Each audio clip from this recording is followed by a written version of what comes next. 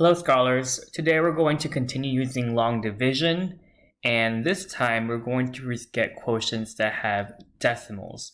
And we're going to talk about how we're going to continue dividing for further place values to find our quotient to the problem. And to do so, we're going to look at this problem here by Lynn, where she calculates 62 divided by 5, with some reflection questions below about that problem. So you see here, we're doing a similar process where Lynn is going to set up 62 divided by 5 using long division. This here is what we saw yesterday in the lesson. And we're doing the same thing where she subtracted 5 times 1 from the 6, which leaves a remainder of 1. She wrote the 2 from 62 next to the 1 to get the 12. And therefore, she's going to subtract 5 times 2 from 12. So she puts a 2 here because 5 times 2 gives you 10, which is the largest number that can go into 12 evenly. But you see here that there's not a remainder, and we have an issue here that we need to keep going to ensure that we find our exact quotient. So as a strategy, she draws a vertical line where the place value is, the decimal point, and she puts a 0 in a tens place value and puts the 0 next to 2 to make 20. And now that there's a 20 there, you can ask yourself the same question and reasoning of how many groups would fit into 20 if you made 5 groups evenly, and that means that you would get 4. So 4 times 5 will give you 20. Subtract that from 20 and you get a remainder of 0. And when you get 0, you know you can stop there because you now have an exact quotient for the math problem. So you see here that Lynn put a 0 after a remainder of 2.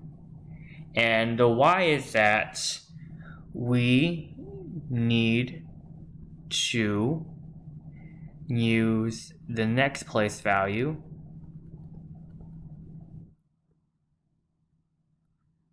to continue dividing.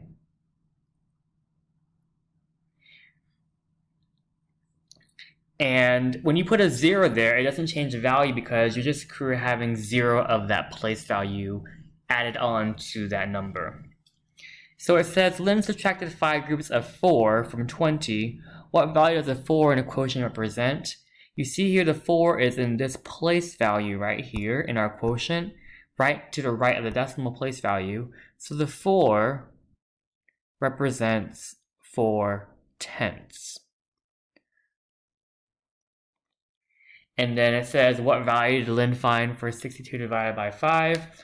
Our quotient is just the answer here on the top right of this division problem.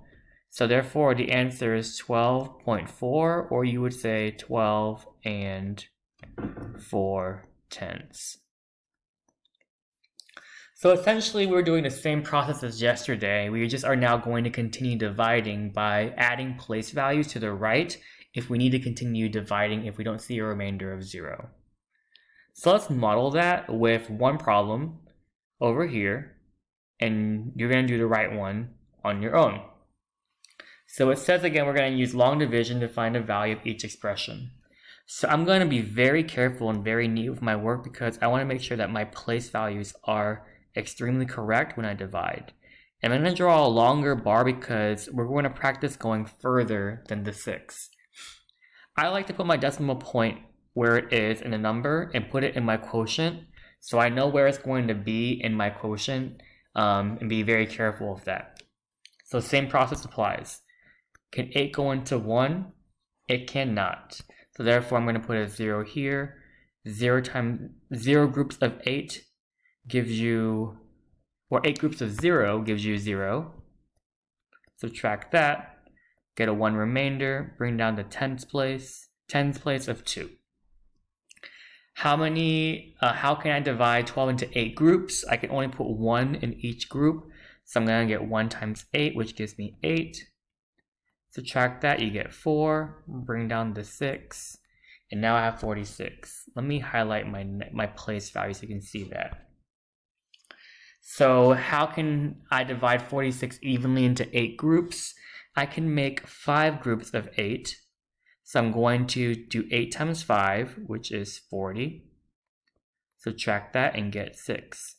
You see here I have an issue. I don't have a remainder of 0.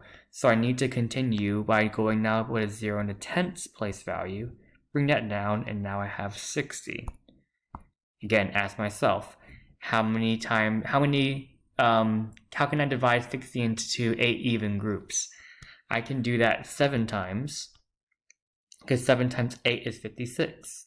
So subtract that. I get a remainder of 4. I still got to keep going. Put my 0 in my hundreds place value. So again, I ask myself, how can I divide 40 into 8 equal groups? I can do that 5 times.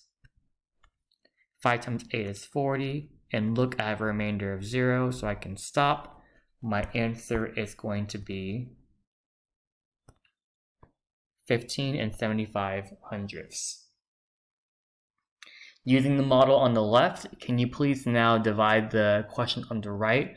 Pause here so you have some time to work by yourself through this question.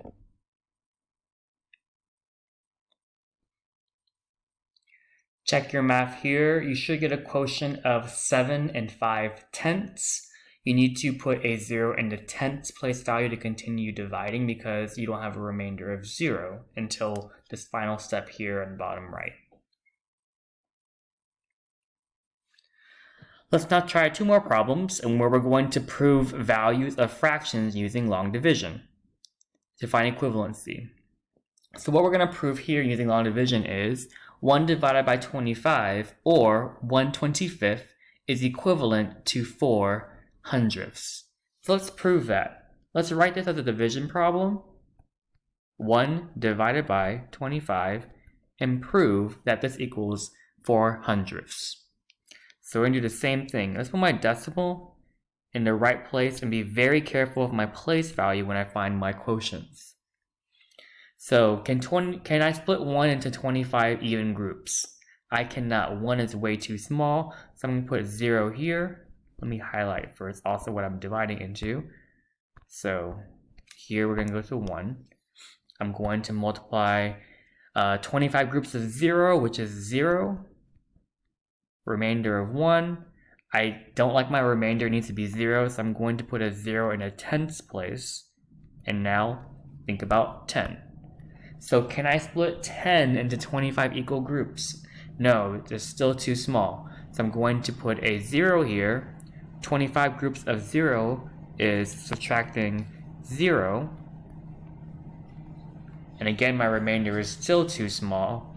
I mean, still not 0, so I'm going to put another 0 down for the hundredths place value. So can I split 100 into 25 equal groups? I can. There are 4 25s in 100. So 25 groups of 4 will give me 100.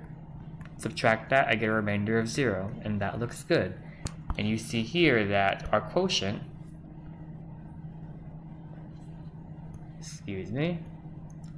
our quotient is 4 hundredths, which we just proved. Using the same process, can you please prove that 5 divided by 4 or 5/4 is equivalent to 1 25 hundredths? Pause here so you have time to work by yourself using the model on the left.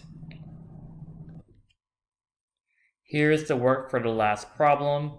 I divided 5 by 4, and then you see that I put zeros in the places for tenths place and hundredths place to have more place values to divide, and my quotient was 1 25 hundredths.